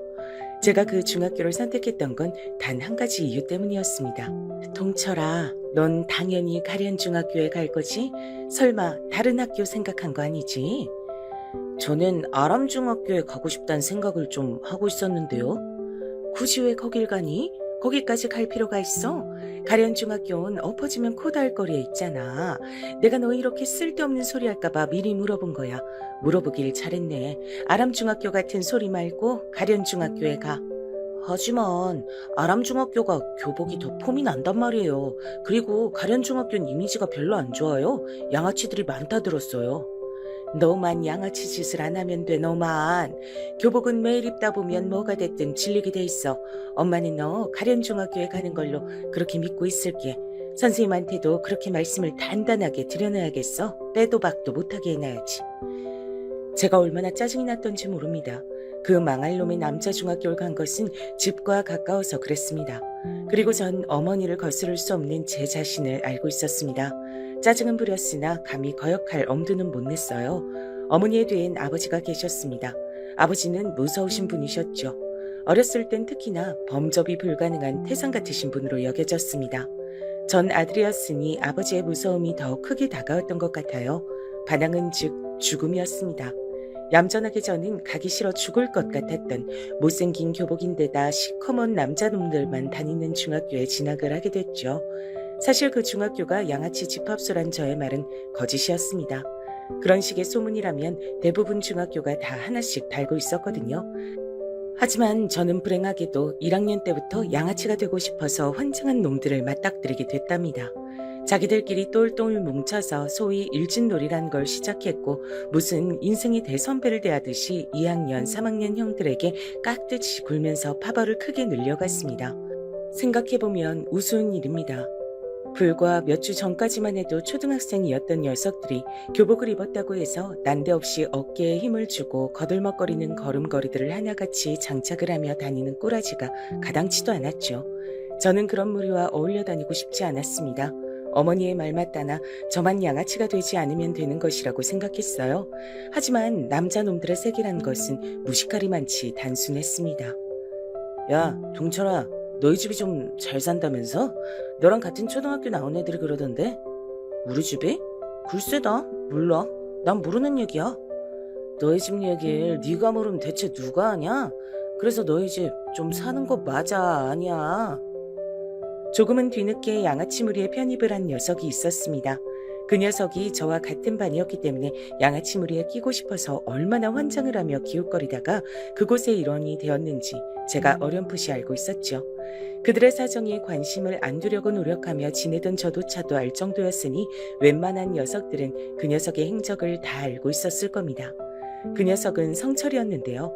제 이름은 동철. 그러니까 이름이 나름 비슷하다면 비슷하다고 할 수 있었죠. 하지만 이름으로 엮이는 것은 더 후의 일이었고 우선 첫 만남이었던 중학교 1학년 땐 전 찌질이 지망생, 성철이는 양아치 지망생으로 각자 성격을 완전히 달리한 채 인연을 맺었습니다. 뭐 악연도 어쨌든 인연이라고 치니까요. 그렇다면 아니야, 우리 집 좀 사는 거 아니야. 뭐라고? 내가 들은 것하고는 다른데 너네 아버지가 사업인가 뭐를 좀 하신다 그러던데. 사업하시는 건 맞는데 그렇다고 해서 집이 잘 산다는 얘기랑은 다른 얘기잖아. 암튼 그래서 좀 사는 거 아니야, 우리 집. 제가 태어나게 됐고 했을 때 안 보는 척하면서 이쪽을 다 지켜보고 있었던 같은 반 녀석들이 저마다 푸흡 하면서 웃음을 터뜨렸습니다. 제가 본의 아니게 성철이 녀석을 한 방 먹인 셈이었거든요. 할 말이 없어진 성철이는 넋이 빠진 표정이었습니다. 저에게 뭔가 트집을 잡고 싶은데 머리는 얼른 안 굴러가서 답답해 미치겠다는 듯 곧이어 입맛을 빠르게 다시더군요. 그러나 결국 별 소득 없이 저의 자리 앞에서 물러나야 했죠. 설마 하니 제가 저희 집 잘 사는 거 아니라고 대답할 줄은 몰랐던 모양입니다. 성철이가 왜 저한테 집안 사정을 물어봤겠나요? 답은 하나였죠. 삥 뜯으려고요. 저희 집이 근데 잘 사는 건 사실이었습니다. 성철이의 표현에 따라서 좀 사는 집이었습니다. 아버지께서 괜히 무서운 분이 아니셨어요. 냉정한 사업가 기질이 강하셨기 때문에 어린 제 눈엔 항상 무섭게 보였던 것입니다. 약간은 특이하기도 친가보다 외가가 더 잘 살았습니다. 친가는 형편이 원래 그저 그랬다고 해요. 반면에 외가는 배에 기름칠할 정도는 꾸준히 하고 살아온 집안이라고 익히 들은 바 있었고요. 낭중지추라고 하던가요? 타고난 환경이고 나발이고 그런 것은 아버지의 발목을 감히 잡을 수가 없었습니다. 사력을 다하신 끝에 30대 초반의 나이에 작은 사업체를 어엿하게 운영하고 계셨고 외할아버지의 눈에 들어 어머니와 결혼을 하셨던 거예요. 참고로 어머니께선 집안 형편이 예전에 딱히 어려웠던 것도 아니었건만 중학교를 나오지 못하셨습니다. 아들만 우대하셨던 외할아버지 때문에 열이 받을 대로 받았던 딸, 그 사람이 바로 제 어머니셨거든요. 나는 더럽단 말과 치사하다는 말을 왜 같이 쓰는지 알겠어. 네 외할아버지를 두고 하는 말인 거야. 정말 더럽고 치사해서라도 그깟 학교 안 다니고 말지 싶더라. 외할아버지께선 당신의 딸들을 철저하게 미래의 출가 외인 정도로 대하셨다고 해요. 여러 의미로 대단하신 분 같아요. 온갖 잔소리를 듣고 욕을 먹으며 중학교를 다닐 바엔 죽도록 집안일이나 하고 나가서 돈이나 버는 게 나을 것 같아서 어머니는 그렇게 하셨다네요. 당시에는 그게 속이 편하셨다고 하는데 시간이 지나자 가슴속에 응어리로 한으로 남았다고 하시더군요. 남들이 보기엔 경제적으로 어려울 것 없어서 축복받은 집안의 딸이었겠으나 실상은 전혀 다른 인생을 살아오신 어머니셨어요. 반항심에 별 개차반 같은 남자들도 많이 만나보셨다고 했습니다. 그러나 당신 스스로도 신랑감은 절대 아니구나 하는 생각 정도는 갖고 계셨다네요. 그러다 보니 결혼을 못하신 채로 20대 후반에 접어들게 되셨는데 외할아버지의 강한 압박 때문에 아버지와 결혼하셨던 거예요. 내가 이 나이 먹도록 결국은 부모님의 그늘을 못 벗어나는구나 싶어서 화딱지가 났고 그래서 시키는 대로 결혼하는 건 절대 안 하려 그랬었지. 근데 네 아버지 얼굴을 딱 본 순간에 어라 마음에 드네. 그래서 에라이 그냥 마음 편하게 결혼을 해버리자 싶더라고. 부모님의 과거도 굉장히 흥미로운 이야기였으나 질풍가도의 중학교 시절을 마무리 지어보자면 결국 저는 성철이 녀석 때문에 골치가 아파졌답니다. 여러 가지 확인 작업을 거친 끝에 제가 좀 사는 집 자식인 것을 확인하게 된 성철이는 제가 본인을 기만하고 약 올렸다고 생각하면서 그때부터 절 엄청나게 싫어했습니다. 그냥 싫어하는 것으로 끝낼 양아치 지망생이 아니었죠. 야, 친구 좋다는 게 뭐냐? 친구한테 1,000원만 주면 안 되겠냐? 어? 너희 집 잘 살잖아. 잘 못 산다는 거 거짓말이었잖아. 잘 산다고 쳐도 내가 왜 너한테 돈을 줘야 되는데? 귀 막혔냐? 친구 사이니까 줘야지. 내가 몇 번을 말하네 동철아. 우린 친구잖아. 어? 친구끼리 돕고 살아야 좋은 거 아니겠어? 안 그래? 그러니까 좋은 말로 할 때 내놔라. 알아서 내놓으면 1,000원, 알아서 안 내놓으면 나한테 얻어 터지고 나서 가진 거 다 내놔야 할 거야. 친구로서 배려해준다. 기가 막혔습니다. 저럴 때는 꼭 혼자 저한테 오지 않고서 둘이나 셋 정도는 양아치 무리를 데려온 뒤에 삥을 뜯었습니다. 어머니가 하신 소리가 맞았죠. 더러운 것과 치사한 것은 한 세트였어요. 그리고 전 성철이를 더럽고 치사한 놈으로 봤습니다. 부모님 돈이지 내 돈 아니야. 나는 돈 없어. 뒤져서 나오면 10원에 한 대씩이다. 넌 이제 뒤졌다. 그 이전부터 이미 슬그머니 저를 압박하며 괴롭혀대고 있던 선철이는 그날 결국 제 배를 발로 걷어찼습니다. 제가 교실 구석바닥에 넘어지기가 무섭게 같이 온 양아치 녀석들이 저에게 발길질을 무섭게 날리기 시작했죠. 쪽수로 밀어붙이는 더럽고 치사한 놈들이었습니다. 한 놈은 혹시 선생님이 오시나 안 오시나 망을 보는 치밀함까지 갖추고 있었습니다. 하지만 저는 또 성철이를 당황시키는데 성공하고 말았죠. 뭐야? 이 새끼 진짜 정체가 뭐지? 왜 돈이 한 푼도 없어? 야, 넌 중학생이 돼가지고 어떻게 1,000원도 없냐? 용돈도 안 받아? 이런 괴상망측한 찌질이 새끼를 다 봤나? 당황한 성철이가 제 가방을 뒤져봤지만 거기에도 돈이 없던 것은 물론이고 딱히 탐이 날 만큼 값이 나가는 학용품 하나도 없었습니다. 그러자 함께 저를 때린 양아치 녀석들이 어이없단 시선을 성철이에게 날리기 시작했죠. 너는 목표물 선정을 이상하게 하는 재주가 있다. 덕분에 우리만 헛고생하네. 뒤늦게 양아치 무리에 들어갔던 성철이는 아직 입지가 완벽하지 않은 모양이었습니다. 금세 식은땀을 흘리는 게 보이더군요. 전 속으로만 웃었죠. 내가 이럴 줄 알고 지난주부턴 아예 돈을 안 갖고 다녔다 이 자식아. 뛰는 양아치 위에 나는 찌질이 있다. 돈 한 푼 없이 어떻게 학교를 다니냐고? 왜 못 다녀? 집이 가까우면 다 가능하게 돼 있어. 삐까 번쩍하던 비싼 학용품, 브랜드 가방 이런 것들도 진작에 제 남동생에게 넘긴 바였죠. 정확히는 남동생이 것과 교환을 했습니다. 항상 저의 것을 탐내는 녀석이었기에 저의 제안을 무척이나 기뻐했답니다. 남동생은 아직 초등학생이었으니 중학생의 시각에서 보기엔 유치하고 왠지 보잘것없는 학용품들이었죠. 제가 작정하고 대비를 해놓은 탓에 성철이는 저를 쉽사리 엿먹이지 못했습니다. 저에게 돈을 가져오라고, 돈 내놓으라고 그런 으름장도 놓았지만 전 귓등으로도 안 들었어요. 부모님이 보통 엄하신 게 아닌데다가 미칠 듯한 구두쇠셔서 돈의 디귿자만 꺼내도 집에서 쳐맞는다 그랬습니다. 돈 달라고 그랬다가 부모님한테 맞이나 돈 못 줬다고 너한테 맞이나 그게 그거라고 했더니 성철이가 완전히 어리 빠진 얼굴로 절 쳐다봤던 표정. 그게 정말 가관이었죠. 사실 저라고 해서 양아치 무리에게 찍히고 싶진 않았습니다. 척을 지는 것은 사양이었고 눈에 띄는 짓 자체를 하고 싶지 않다는 게 솔직한 바람이었죠. 그래서 저 돈을 마음이 편하진 않았답니다. 무식한 남자들의 세계에서 얄밉게 나대는 놈보다 눈엣 가시로 여겨지는 놈도 없었거든요. 그런 놈이 되는 것만 싫었기에 저는 적당히 숨을 죽였습니다. 천만다행이라면 다행히도 성철이 말고 다른 양아치 무리의 놈들은 절 괴롭히는 것에 딱히 관심이 없었어요. 나약하고 온순하고 만만하면 쉽게 그놈들의 표적으로 찍히곤 했는데 제가 그들의 관심사에서 멀어질 수 있었던 건 자명한 이유 때문이었습니다. 괜히 저를 잘못 건드렸다가 제 부모님이 학교에 찾아와서 난리라도 치면 본인들에게 손해가 갈 거라고 생각했기 때문이었죠. 같은 반 녀석들이 동철이는 부모님이 능력이 좋아서 그 자식들이 안 때리잖아 라고 쑥덕거리는 얘기를 제가 몇 번이나 들었었네요. 저를 노골적으로 싫어했었던 성철이만 아니면 그럭저럭 버틸 만한 학교 생활이었고 가끔 만화책 보는 것을 일탈이랍시고 여기는 모범생 녀석들하고만 전 어울려 다녔습니다. 그러다가 집에 큰일이 생기고 말았어요. 아버지의 사업이 폭삭 망해버린 것이었습니다. 폭삭 망했다는 건 외엔 표현할 길이 없다고 큰 고모가 저희 집에 와서 눈물을 훔치시며 그렇게 말씀하시는 걸 들었어요. 꽤나 유복하게 잘 살았던 저희 집은 어느새 빚더미에 올라 있었습니다. 이거 이제 우리 물건 아니야. 이런 것도 다 빚쟁이들이 가져갈 거야. 저희 집에 있는 저희 물건인데 도대체 어머니가 무슨 말씀을 하시는 건지 처음엔 알아듣기 힘들었어요. 하지만 도망치듯 이사를 가게 되었던 날 모든 것이 실감이 났습니다. 제가 중학교 2학년에 2학기를 지나던 때의 일이었죠.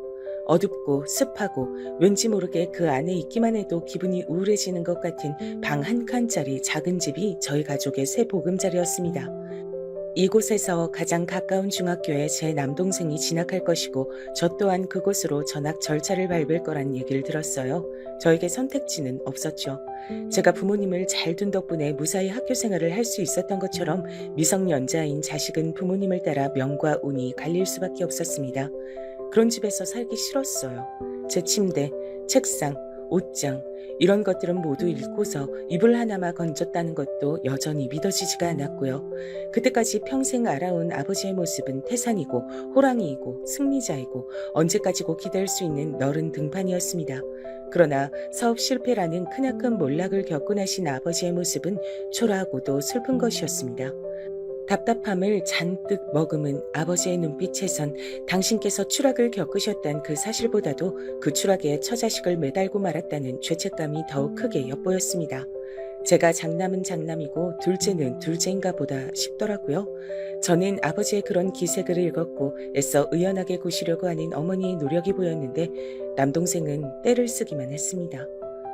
왜? 우리 가족이 이런 집에서 살아야 돼요? 나 다시 원래 집으로 갈래요.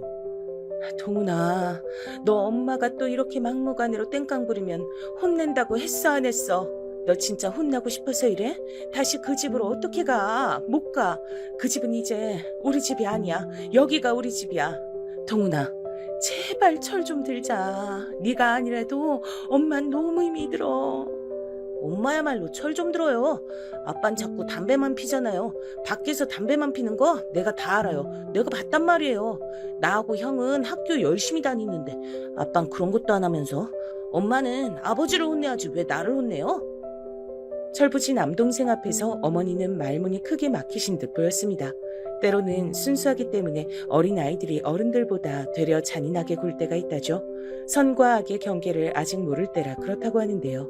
이 시기에 제 남동생이 그랬던 듯 싶어요. 보이는 그대로 받아들이고 말을 뱉으니까 부모님께선 크게 상처를 받으실 수밖에 없었죠. 어른이라고 해서 상처를 안 받는 게 아니구나. 아버지도 실패하시고 힘들어하실 줄 아는 분이었어. 나는 왜 아버진 영원히 꼿꼿하실 거라고만 생각했을까? 저희 가족이 수렁에 빠졌던 이때 전 사춘기의 예민한 감수성으로 되려 부모님을 섬세하게 이해할 수 있게 됐던 것 같아요. 아버지를 돕고자 하는 마음으로 돈을 건넸던 외가 쪽도 피해가 막심했고 따라서 어머니의 속은 썩어 문드러져 가고 있었습니다. 어머니는 걸핏하면 외가 욕을 했었고 특히나 외할아버지를 신랄하게 비난하시곤 했던 분이셨으나 상황이 이렇게 되자 다른 누구보다 외할아버지께 죄송스러워하는 것을 보고 부모 자식 간의 관계는 굉장히 복잡한 문제라는 생각도 하게 됐죠. 그래서 제가 사내치고는 감수성이 풍부하다는 말을 꽤 듣는 학생이 되었었나 봅니다. 둘째란 이유로 저보다 철이 느리게 들었던 남동생을 대신해서 제가 효자가 될 때였죠. 애초에 그 중학교에 진학하고 싶지 않았던 것처럼 전 전학 따위는 가고 싶지가 않았으나 그 불평과 불만은 목구멍 안으로 삼켜버렸습니다. 전학은 3학년으로 올라가던 시기와 맞물려서 이루어졌어요. 조용히 사물함을 정리했고 꽤 친하게 지냈던 모범생 녀석들 몇 척에만 전학 사실을 알린 뒤였습니다. 그런데 학교에는 대체 비밀이란 게 없는 모양이었어요. 어떻게 알고선 성철이 녀석이 저에게 전학 얘기를 꺼내왔던 겁니다. 야, 너 사물함 비웠더라? 가방은 2개를 가지고 왔네. 가방에 사물함에 있던 것을 싹 다 담았나 봐. 너 전학 간다는 얘기가 사실이었구나? 그래, 사실이다. 난 전학 가니까 넌 앞으로 여기서 잘 먹고 잘 살아라. 근데 이 찌질이 새끼가 끝까지 말본세를 안 고치네. 야, 너 부모 믿고서 까부는 것도 적당히 해야 될 거다. 그런 게 영원하리라는 보장이 있겠냐? 안 그래? 성철이가 그때 뭘 알고서 저한테 그런 말을 한 것은 아니었으나 듣던 입장에선 조금 뜨끔할 수밖에 없었죠. 제 본심은 그때 대체 내가 너한테 뭘 잘못했길래 넌 나한테 이러는 것이냐고 그런 것이나 따져묻고 싶었습니다. 그러나 전학이 결정된 상태에서 그런 소모적인 행위 따위는 하고 싶지가 않았어요. 대신 양아치 무리에서 튕겨나가지 않기 위해 안간힘을 쓰며 학교 생활을 하고 있던 성철이에게 선심을 가득 담아 조언을 남겨줬습니다. 야, 나한테 그런 소리를 할 게 아니라 넌 공부부터 해라. 뭐라고? 이 찌질아, 지금 너 공부 잘한다고 나한테 유세 떠냐? 자랑질이야? 확 씨, 그 잘난 대갈통을 박살내줄까 보다. 네가 전교 꼴찌, 성적 바닥 긁기는 놈이었음 내가 이런 소리도 안 하지. 그건 아예 가망이 없으니까. 근데 너 의외로 기본적인 머리는 있는 모양인지 중하위권은 하더라. 전교 등수 복도에 붙었던 날에 네 성적 봤어? 똥폼 잡고 싶어서 양아치 짓을 하는 녀석치고는 성적이 그만하면 괜찮던데. 작정하고 공부 좀 해. 이게 미쳤나? 야, 너 죽고 싶냐? 네 대갈통 따위는 이 주먹 한 방이면 망가뜨릴 수 있어. 너 그거 알고서 지금 나한테 까부는 거냐? 난 어차피 적당히 공고해 갈 건데 공부가 뭔 상관이야? 성적 낮게 보는 공고해 가려고? 그럴 거면 멋대로 공부 안 해도 되겠네. 근데 만에 하나 성적 깐깐하게 보는 인문계 턱걸이라도 하고 싶음 공부해라. 지금이라도 늦지 않았어. 이 찌질이가 완전히 지랄하고 자빠졌네. 벌써 3학년인데 늦지 않긴 뭐가 늦지 않아. 넌 집안이 잘 사니까 언제든지 학원 다니고 과외 받을 수 있으니까 뭐든지 쉽게 느껴지나 봐. 쉽다고는 안 했는데. 그렇게 생각 안 해. 근데 해볼만 하다고는 생각해. 네 말대로 벌써 3학년이잖아. 자포자기하는 녀석들 이미 꽤 많이 나오고 있거든.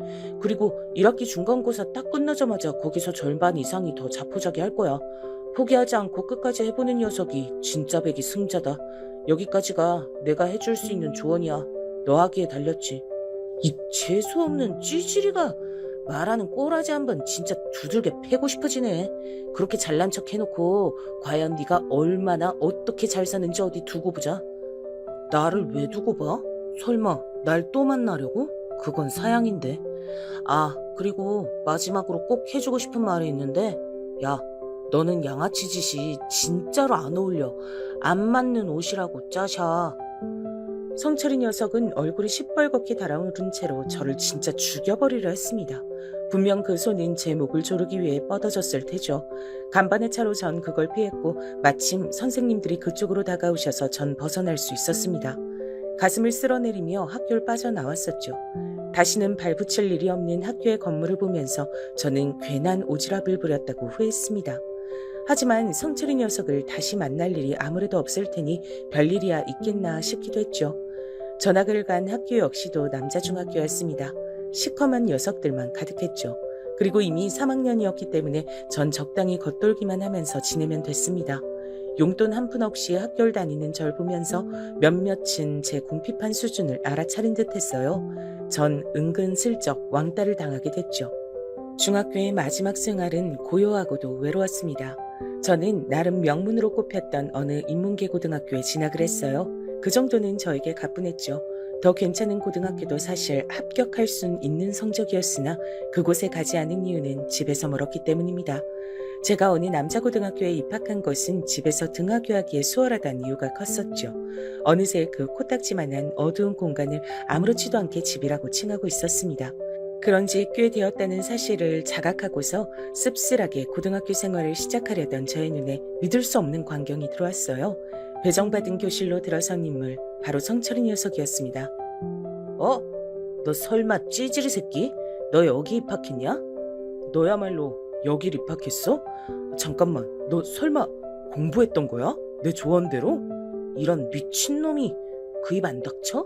누가 네 조언대로 공부를 했다는 거야? 대체 누가? 하지만 네가 그때부터 당장 공부를 하지 않았다면 여길 올 수 있었을 리가 없는데. 닥치라고 했다. 야, 찌질이, 너 진짜 내 손에 대갈통이 날아가고 싶어서 환장을 했구나. 저를 보며 성철이는 이를 갈았고 1년 전보다 체격이 더욱 좋아진 그 녀석을 보면서 저도 모르게 슬며시 눈을 내리깔았습니다. 머릿속으로는 망했다는 생각이 가득했죠. 역시 그때 괜한 오지랖을 부린 것 같았어요. 그 중학교를 나온 옆반의 녀석을 찾아가 어떻게 된 것인지 민망함을 무릅쓰고 물어보았습니다. 그러자 그 녀석이 알려주길 성철이 녀석이 양아치 무리에서 결국 튕겨져 나왔는데 딱히 친구가 없으니까 조용한 모범생들한테 가서 억지로 친구를 먹고 다니더니 소란 안 피우고 계속 공부만 했다는 겁니다. 그리고 아마 이 고등학교는 턱걸이로 들어온 것 같다 그랬어요. 별로 안 반가운데? 그리고 별로 예감이 좋지 않아. 여러분, 어째서 나쁜 예감은 늘 맞는 법일까요? 세상사 결코 쉽지 않은 것 같습니다. 제가 전학을 간 중학교에서 같은 고등학교로 진학한 녀석들도 당연히 몇 있었는데 성철이가 제 얘기를 들어버렸던 겁니다. 저희 집이 쫄딱 망해서 다 쓰러져가는 구옥에서 살고 있고 그래서 제가 전학까지 갔었다는 사실을 말입니다. 오호라, 그런 거였어? 야, 속이 다 시원하네. 처음부터 난 그 새끼가 마음에 안 들었어. 눈깔에서부터 잘난 척하는 기운이 넘쳐 흘렀거든. 촌티만 팍팍 풍기고 놀 줄도 모르고 그저 찌질하기만 한 녀석이 공부 좀 하고 집안이 잘 산다는 이유로 고고하고 매사에 자신만만한 거, 그게 그렇게 꼴보기가 싫었는데, 아, 하늘이 내 편인가 보다. 어쩜 이렇게 좋은 일이 다 생겼냐?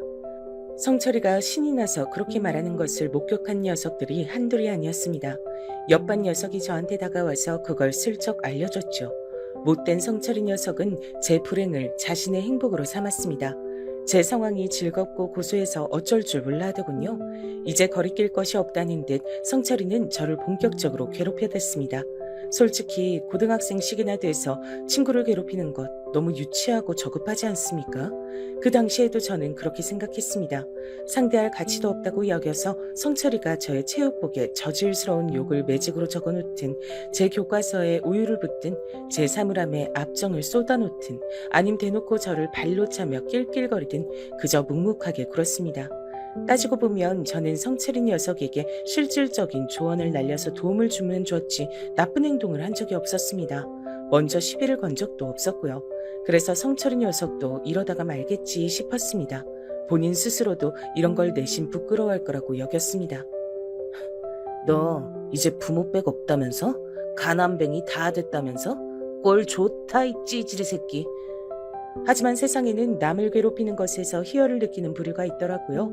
남보다 자기가 우위에 서는 것을 계속해서 확인받고 싶어하고 그런 감각에 중독되는 부류가 있다는 걸 저는 성철이 녀석을 통해 배웠습니다. 성철이 녀석처럼 덩치가 꽤 좋고 목소리가 크고 힘이 좋은 녀석이 앞장서서 절 괴롭혀대니까 다른 녀석들도 절 만만하게 여겼어요. 군중 심리라는 게 그렇더라고요. 절 두고 왕따 당해도 할 말 없는 놈, 왕따 당하는 게 당연한 놈이라고 다들 여기고 있었습니다. 선생님들께서도 제가 따돌려지는 그 분위기를 아예 모르실 순 없었습니다. 그러나 절 외면하셨어요. 담임 선생님께 제가 겪고 있는 상황을 말씀드린 적이 있었는데 그러자 교실에 들어오셔서 모두 앞에서 이렇게 말씀하셨습니다. 명색이 우리가 이만하면 명문이란 소리를 듣는데 학교 이름에 먹칠하지 말도록 적당히들 해라. 친구 괴롭힐 시간 있음 문제집이나 한 권 더 풀어. 출석부로 교탁을 탕탕 두드리며 그런 말씀을 하셨을 때 모두가 절 힐끗거렸습니다. 전 민망해졌고 그때 하필 성철이 녀석과 눈이 마주쳤는데 절 향해서 입모양으로 찌질이라고 했습니다. 웬만한 상황에서 초연하게 구는 것이 저였는데 그때는 정말 수치스러웠던 것 같아요. 그런 식으로 얼렁뚱땅 무말을 하시려고 드는 담임 선생님께 실망을 했습니다. 그 이후로는 아무것도 상담을 청하지 않았죠. 당연히 부모님께는 학교 생활에 아무 문제가 없다고 그렇게만 말씀을 드렸습니다. 울적한 학교 생활, 그리고 집에 와선 사춘기 남동생이 엇나가지 않도록 그 마음을 잘 달래줘야 했고 공부 또한 봐줬어야 했습니다. 그러면서 적나라하게 알게 된 사실이 있었죠. 이럴 수가, 내 동생이, 하나뿐인 내 동생이 돌머리라니. 수학 공식 하나를 두고 일주일째 뱅뱅 돌고 있는 게 말이나 되나? 난 이걸 독학으로 공부했었는데? 큰일이 아닐 수가 없었습니다. 왜냐면 저희 집은 이제 가세라는 것이 기울다 못해서 박살이 난 상태였고 가장 현실적인 타겟책은 대한민국에서 가장 널리 알려진 성공법을 따르는 것밖에 없었기 때문입니다. 그게 무슨 성공법이냐고요? 뭐겠나요? 대한민국 사람이라면 모두 다 아는 그거였죠. 명문대를 나와서 대기업에 입사하기. 필승법이라고 알려져 있지만 아무나 쉽게 따를 수 없기 때문에 많은 이들을 안타깝게 만드는 그런 방법이었습니다. 빚을 갚기 위해 묵묵하게 부모님은 일을 다니고 계셨어요. 큰 실패는 큰 성공으로 덮는 수밖에 없다고, 그러려면 다시 모험을 해봐야 한다고. 사실 아버지께선 이런 말씀을 하신 적이 있었으나 어머니께서 적극적으로 말리셨습니다. 우리 둘뿐이었으면 그래도 되지. 모험? 너무 좋지. 멋지지 그거. 당신이 최고로 잘하는 거잖아. 근데 당신 이젠 자식들을 생각해야 될 때야. 이번에 또 실패하면 그땐 진짜 우리 자식 새끼들 볼 낯이 없어져. 그걸 알아야 돼. 그 설득 앞에서 아버지는 고개를 떨구셨고 동의를 하셨습니다. 이를 악물고 두 분 다 일을 다니고 계셨어요. 전 매일같이 피곤해 절은 두 분의 모습을 보며 저와 남동생이 명문대를 가서 대기업을 나오는 가장 안전하고 확실한 방법을 따른 수밖에 없다고 확신을 했습니다. 그런데 제 남동생이 제가 가진 공부머리의 반절 정도밖에 안 된다는 것을 확인하자 절망이 절 덮쳤어요. 그리고 이루 말할 수 없는 책임감, 부담감으로 전 질식할 것만 같았습니다. 제가 삐끗하면 저희 가족은 끝이란 생각마저 들었어요. 저에게 따로 말씀은 안 하시고 계셔도 제가 명문대를 무리 없이 갈 것이란 기대를 부모님께서 품고 계신다는 것을 전 눈치로 알고 있었습니다. 성철이 녀석 때문에 학교 생활을 망쳤다고 의기소침해 있을 때가 아니었어요. 저는 뉘집개가 짖나 하는 식으로 나가기 시작했습니다. 제가 무반응으로 일관하며 괴롭힘 앞에서 지루해야 하기까지 하자 성철이 녀석이 당황하더군요. 너는 개같이 짖어라. 난 공부하련다. 머릿속으로 목탁을 두드리며 매사에 태어나고자 애를 썼죠. 저의 그런 반응에 성철이 녀석은 모욕감을 느낀 듯했습니다. 매번 표정이 볼만했죠. 이 찌질이 놈은 잘난 척을 도무지 관둘 줄 모르네. 가난뱅이 주제에 뭐가 그렇게 단단한 척이야. 저를 대놓고 깎아내리는 것에도 전 흔들리지 않았습니다. 제가 아무렇지 않게 반응하니까 다른 녀석들도 슬그머니 절 업신여기던 태도들을 거두더군요. 남자들의 세계에선 역시 약육강식이 최고인 듯 싶었습니다. 그리고 어느새 그 녀석들도 머릿속엔 이런 생각들을 하게 된 것이겠죠. 제가 당당한 이유? 그건 사실 쉽게 찾을 수 있었습니다. 1학년을 마무리하는 시험에서 저는 전교 3등을 했습니다. 그리고 같은 반 녀석들이 다 보는 앞에서 그 성적표를 받아든 다음 이렇게 혼잣말을 뱉었습니다. 젠장할, 내가 1등일 줄 알았는데 3등이었다니. 그러자 모두가 놀란 숨을 들이키는 소리가 들려왔죠. 전 더 이상 아무도 절 얕보지 않게 됐음을 직감했습니다.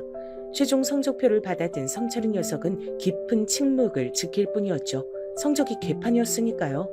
저는 학교 생활을 어떻게 해야 하는지 드디어 제대로 감을 잡은 뒤였습니다. 더없이 당당해지기로 했어요. 근데 갑갑하게도 2학년 때 역시 성철인 녀석과 같은 반이 된 겁니다. 그뿐인가요? 같은 반이 됐다고 하더라도 엮이지만 말았으면 좋겠다 그렇게 생각했건만 2학년 담임 선생님께선 굉장히 화통하신 분이었습니다. 이야, 우리 반에 동서남북이 다 있네. 동철이, 성철이, 남철이, 방철이, 철철철철. 너희들은 오늘부터 우리 반의 동서남북이다. 알았냐? 어디 보자. 동서남북 중에서 누가 제일 공부를 잘하나? 오, 역시 동쪽이 1번이라 그런지 동철이가 제일 잘하는구나. 동서남북의 동, 네가 임시반장 맡아라. 그리고 서, 네가 부반장. 남, 너는 서기. 북, 너는 우리 반의 미화 담당이다. 알았냐? 입이 쩍 벌어졌습니다. 갑자기 동서남북으로 제가 성철이 녀석과 한데 묶인 겁니다. 임시긴 하지만 반장과 부반장이었기 때문에 성철이 녀석과 같이 움직여야 할 때가 종종 있었죠. 중학교 때에 이어서 그때보다 훨씬 더 지독하게 지난 1학년 생활 내내 저를 괴롭혔던 녀석과 동행을 해야 한다니 너무 싫었습니다. 성철이도 내가 더 싫다는 기색을 숨기지 않았죠. 그러나 절 대놓고 괴롭히진 못했습니다. 2학년 담임 선생님께선 오지랖이 강하셨기 때문입니다. 저를 괴롭혔다가 잘못 걸리면 본인만 손해란 것을 성철이는 충분히 인지한 듯 싶었어요. 불행하게도 임시란 이름은 정규란 이름으로 넘어갔습니다. 다른 녀석들이 아무도 동서남북의 자리를 탐하지 않았기 때문입니다. 그렇게 저는 반장직을 계속 수행하게 됐죠. 부모님과 남동생은 제가 학교 생활을 너무 잘해서 반장을 하게 된 것으로 오해를 하고 있었답니다. 그리고 전 얼떨결에 동서남북에 동의되어서 반에서 제법 친구들과 잘 지내게 됐습니다. 이래서 무리라는 것은 중요한 것 같았어요. 제가 동서남북의 일원이니까 다른 녀석들도 절 소속이 있는 놈이라고 자연스레 여기더군요. 전 어느새 완전히 왕따의 그림자를 벗어난 뒤였습니다. 2학년 때는 원활하게 학교 생활을 할 수 있었어요. 성철이 녀석이 저에게 가난뱅이 찌질이라고 이죽거리는 것만 빼면 딱히 어려운 상황은 없었습니다. 대부분의 녀석들과 무난하게 잘 지냈던 것 같아요. 전 내심 성철이를 배은망덕한 놈이라고 여기고 있었지만 한 번도 그걸 입 밖으로 꺼낸 적은 없었네요. 3학년이 되면서 전 대학 입시에만 매달렸습니다. 남동생은 다른 고등학교에 진학한 상태였죠. 자기는 저처럼 남고가 아니라 공학이라면서 즐거워하며 절 놀렸습니다. 그걸 놀린답시고 놀린다는 것 자체가 착잡했죠.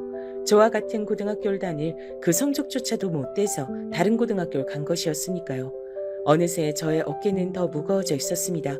거울을 보면 스스로 깜짝 놀랄 정도로 눈밑이 퀭하게 변한 채 지독한 수험 생활을 전 보내고 있었고 당시에는 잘 몰랐으나 알고 보니까 저는 꽤 관심 대상으로 등극한 채였습니다. 집이 잘 살다가 한순간에 몰락한 채가 피골이 상접한 채로 입시에만 매달리고 있는데 과연 결과가 어떻게 나올지 모두가 궁금해했던 겁니다. 절 두고 망할 것이다, 성공할 것이다 이렇게 내기를 건 녀석들도 있었더라고요. 참나, 누가 대체 그런 쓸데없는 짓을 하는 건가 싶었는데 성철이 녀석이 주도했던 것이더라고요. 그리고 그 녀석은 제가 망할 것이라는 데에 돈을 걸었고요. 본인이나 잘할 것이지 어처구니가 없었네요. 그래서 제가 그 녀석이 돈을 잃도록 만들었냐고요? 당연하죠. 그해 유일하게 저만 서울대에 합격을 했습니다. 정작 서울대를 진작에 입에 올리면서 자신 있어 했던 다른 녀석들은 미끄러졌고요. 말도 안 돼. 네가 뭘 했다고 서울대야? 공부를 했으니까 서울대지. 넌 어디 붙었더라? 그래도 서울에 있는 4년제는 맞더라. 선방했네. 누구 놀리냐? 야, 너 두고 봐라. 길고 짧은 건 원래 돼봐야 아는 법이거든. 우리 부모님 작년부터 사업 시작하셨는데 잘 되고 있어. 앞으로 전망이 좋아. 난 부모님 날개도 달고 거침없는 내 성격으로 앞으로 직직만 해서 보란듯 성공할 거다. 잘난 척하고 재수없게 구는 너보다 훨씬. 하여간에 성철이 이 녀석은 저에게 유감이 많은 녀석이었습니다. 그걸 깨달으며 졸업을 했죠. 제 졸업식에선 의연하시기만 했던 부모님께선 제 입학식에서 눈물을 보이셨습니다. 어머니가 우신 것은 놀랍지 않았는데 아버지가 제 앞에서 눈물을 보이신 게 너무 놀라워서 심장이 쿵 내려앉을 정도였어요. 수고했다. 그리고 미안하다. 아버지의 모든 심정이 담겨있는 최고의 인사였습니다. 저는 차오르는 눈물에 그 뜨거운 감각을 느끼며 다짐했습니다. 멈추지 않겠다고요.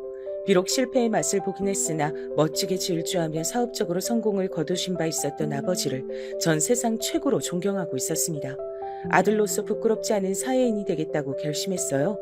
제가 대학을 다니는 동안 부모님께선 모든 빚을 다 청산하셨고 비로소 저희 가족 다시 새 출발을 할 수 있게 됐습니다. 남동생은 보통 수준의 대학에 진학했어요. 천방지축인 녀석이었으나 분명히 저에게 없는 장점을 가지고 있었습니다. 저보다도 남동생을 편하게 대하시는 부모님의 태도만 봐도 그걸 알 수 있었죠. 꽤 듬직한 녀석이기도 했기에 남동생에게 부모님을 맡기고 제가 유학이라는 과감한 선택을 내릴 수 있었던 것 같습니다. 제 20대의 끝도 30대의 시작도 전부 다 영국에서 보냈습니다. 전 글로벌 기업에서 재직하며 경력을 쌓았고 세상을 보는 다양한 시각을 배울 수 있었어요. 남동생은 대학을 졸업한 후 남의 밑에서 일을 하고 싶지 않다며 자기가 직접 창업을 했습니다. 기발한 아이디어를 바탕으로 기업에 투자를 받아서 성장해 나가는 형식이었어요. 대단하더군요. 그리고 저희 형제는 남동생의 기발하고 도전적인 정신과 저의 두뇌 그리고 경험을 바탕으로 삼아 의기투합을 해서 저희만의 사업을 한번 해보기로 했습니다. 영국에서 쌓은 인맥들에 큰 도움을 줬고요. 어떻게 방향을 잡아야 할지 헷갈리거나 형제 사이에 이견이 생길 땐 어김없이 스승님께 도움을 청했습니다. 스승님이라 함은 당연히 아버지였죠. 사업을 직접 차리고 넓혀가면서 새삼스레 아버지를 더욱 존경하게 됐습니다. 게다가 저희 형제가 절대 가지지 못한 연륜이란 것까지 가지고 계셔서 사업은 안정적으로 몸집을 키워갈 수 있었습니다. 어머니가 살고 싶어 하셨던 동네에 고급 빌라를 사들였을 때가 사업을 시작한 이후로 가장 뿌듯했던 때 같아요. 이웃집에 탤런트가 산다면서 어머니가 호들갑을 떠셨을 때 온 식구가 즐겁게 웃음 지었었죠. 바쁘게 사느라 동창회 소식 같은 건 모르고 살았습니다. 제가 햇수로 8년이나 해외에 나가 있기도 했었으니까요. 근데 우연히 인터넷에서 모교의 근황을 찾아보다가 저와 함께 졸업한 녀석들이 동창회를 연다는 소식을 접하게 된 겁니다. 졸업한 이후로 3번째 갖는 동창회라는 것 같았어요. 치열하게 살았던 고등학교 때가 생각나서 저는 당장 동창회에 참석하겠다고 연락을 보냈습니다. 소식지에 적힌 총무 번호로 문자를 보낸 것이었죠. 근데 알고 보니까 총부 녀석이 동서남북의 남이었더라고요. 절 반갑게 맞아주었고 당일에 꼭 참석하라며 신신당부를 했습니다. 기쁜 마음으로 전 동창회에 나갔죠. 장소는 넓은 주차 공간을 자랑하는 돼지갈비집이었는데 제가 일이 바빠서 조금은 늦게 도착을 했어요. 그런데 문 앞에서 나와서 담배를 피우고 있던 새 녀석이 절 발견한 겁니다. 사실 제가 아는 얼굴이 보이길래 손을 흔들었더니 그쪽에서도 즉각 절 알아보더라고요. 공교롭게도 새 녀석은 동서남북의 서남북이었습니다. 그 말인즉 성철이 녀석도 셋 중 하나였단 것이었죠. 돼지갈비집이 장소이길래 편한 차림으로 온 저와는 달리 꽤나 힘을 주고 온 차림새였습니다. 야, 쥐질이 오랜만이다. 이게 대체 얼마만이냐? 20년만 아니냐? 너 이 찌질이 새끼, 이제 보니까 축복받은 유전자였구나. 별로 안 사갔다. 너도 있었냐? 그래, 반갑다. 이 망할 놈의 찌질이는 여전히 재수가 없네. 또 잘난 척하려고 표정 관리하는 것부터 봐라. 야, 근데 너 여전히 찌질하게 사는구나. 아무도 네 소식을 모르길래 그간 궁금했는데 찌질하게 사니까 근황을 안 전하고 혼자 숨어 살았구나. 타고 온 거 뭐냐? 설마 아반떼냐? 심지어 구형이세요? 임마, 이 형님처럼 이 정도 나이 먹었으면 외제차 정도는 다 줘야지. 성철이 녀석이 배가 찢어지게 웃었고 옆에서 다른 두 녀석이 작작해라 달래며 억지로 안으로 끌고 들어갔어요. 저보고도 얼른 들어오라고 하더군요. 다들 저를 반길 거라 그랬어요. 전 알겠다고 대답한 뒤 바로 따라 들어가지 않고 어딘가에 전화를 걸었습니다. 김비서, 바쁠 텐데 미안하지만 부탁 하나 좀 합시다. 내가 주소 찍어 보내줄 테니까 당장 이곳으로 내 차 좀 끌고 와줄 수 있어요? 어느 차냐고요? 5대 모두 다요. 전화를 마친 뒤 식당 내부로 들어가자 분위기가 어째 성철이 녀석이 제 얘기를 떠든 다음인 듯 했습니다. 전 그저 피식 웃으며 자리에 앉았죠. 그래도 다들 저에게 반가운 눈치로 인사를 건네줬어요. 옛날로 돌아간 것 같아서 기분이 이상했네요. 다들 어떻게 살았는지 간단한 이야기도 들을 수 있었는데 성철이 녀석은 자기 부모님의 일이 제법 잘 풀려서 그간 고생 한 번 안 했으며 탄탄한 직장에 다니고 있는 데다 빨리 승진까지 했다며 저에게 자기 자랑을 실컷 늘어놔서 절 웃음 짓게 만들었습니다. 왜 웃냐? 네가 가지지 못한 성공의 삶 내가 가져서 그게 신기해서 웃냐? 공부 말곤 재능이 없었던 이 찌질아. 아니 그런 게 아니라 사업하면서 화려하게 살 줄 알았는데 직장인이라니 그게 의외라서 웃었다. 나하고는 반대네. 난 대기업 들어가서 안정적으로 살고 싶었는데 어쩌다 보니 사업가로 지내고 있어. 사업가? 참나 구멍가게 하나 열어도 사업가라고 칭하는 법이지.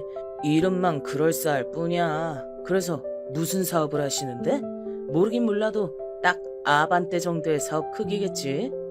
아, 넌 사업 크기를 차로 가늠하나 보다. 그럼 지금 확인할래? 내가 소소한 취미가 있는데 특이한 차를 수집하는 거거든. 오랜만에 너희들 만났는데 그 정도는 구경시켜줘야 될 것 같아서 내 비서통에서 차를 가져왔어. 다들 궁금하면 보러 나가자. 특이한 차를 수집해? 비서가 있어? 지랄하네. 잘난 척하는 게 아주 인이 박혔구나. 그래, 그 잘난 아반떼 말고 뭐 있는데? 어디 한번 보자. 성철이 녀석이 크게 웃으며 앞장섰고 다들 호기심 어린 눈을 한 채 따라 나섰습니다. 그리고 그 녀석들이 마주한 건 차 한 대의 집 한 채 값이라고 할 수 있는 슈퍼카가 나란히 5대나 주차되어 있는 진풍경이었죠. 대표님, 말씀하신 대로 대표님 차 가지고 왔습니다. 제 수족이라 할 수 있는 김 비서가 차를 운전해서 온 전문 운전기사들을 대동한 채 저에게 깍듯한 인사를 올렸습니다. 저와 굉장히 막역한 사이인데 어떤 자리인지 다 눈치채고 일부러 과장되게 예의를 차리더군요. 그 센스에 감탄했습니다. 바로 그때 성철이 녀석이 다리에 힘이 풀려선 털썩 주저앉았어요. 말도 안 돼. 이게 다 네 차라고? 어떻게 이럴 수가 있어? 너는 네 대가리로 이해가 안 되면 무조건 말도 안 된다고 하냐? 옛날부터 생각한 거지만 넌 참 뭐든 좁게 생각하는 녀석이야. 제가 혀를 끌끌 찾아 모든 녀석들이 저를 놀람과 존경이 가득한 눈으로 쳐다봤어요. 앞다투어 저의 지난 얘기를 자세히 듣고 싶어서 안달들을 냈죠. 성철이 녀석은 입술을 꽉 깨문 채로 제 소유의 슈퍼카드를 한 번 더 바라보다가 고개를 떨구었습니다. 그러더니 모두가 식당 안으로 들어가서 시끌벅적 이야기꽃을 피운 사이 슬쩍 먼저 가버렸어요. 아무도 눈치채지 못한 사이에 말입니다. 다들 뱁새가 황새를 따라갈 수 없었던 것이라며 저와 성철이 녀석을 평하였죠. 술맛이 쓰고도 달았습니다. 며칠 뒤 총무 남 녀석에게 연락을 받았는데요. 그날 그러고 나서 늦은 새벽에 성철이 녀석에게 전화가 와서 통화를 한 바 있다 그랬습니다. 나는 왜 안 되는 거야? 그 찌질한테 끝까지 안 되는 거냐고. 정말 찌질한 건 바로 나였다는 것만 같아서 진짜 미쳐버리겠다. 술에 잔뜩 취한 목소리로 목 놓아 울었다고 합니다. 어휴, 알만하다 싶었네요. 그 후로 며칠이 더 지나서 성철이 녀석으로부터 연락을 제가 따로 받기도 했었어요. 그간 미안했다나 뭐라나, 지금이라도 좋은 친구로 지내보고 싶다나 뭐라나 그런 소리를 하길래 그저 피식 웃어줬습니다. 글쎄, 그럴 수 있는지 없는지 답은 네가 더 잘 알고 있지 않냐, 성철아? 그러자 성철이 녀석은 조용해졌죠. 제 쪽에서 먼저 전화를 끊고 올려다보았던 하늘, 정말 푸르르고 속이 다 시원해지는 색깔이었습니다. 열심히 달려온 보람이 있는 그런 멋진 풍경이었죠. 사실 이것도 꽤 된 일이고요. 지금은 시간이 또 흘렀습니다. 그리고 그때보다도 지금이 더 여유롭고 행복하다고 감히 그렇게 말할 수 있는 일상을 저는 보내고 있네요.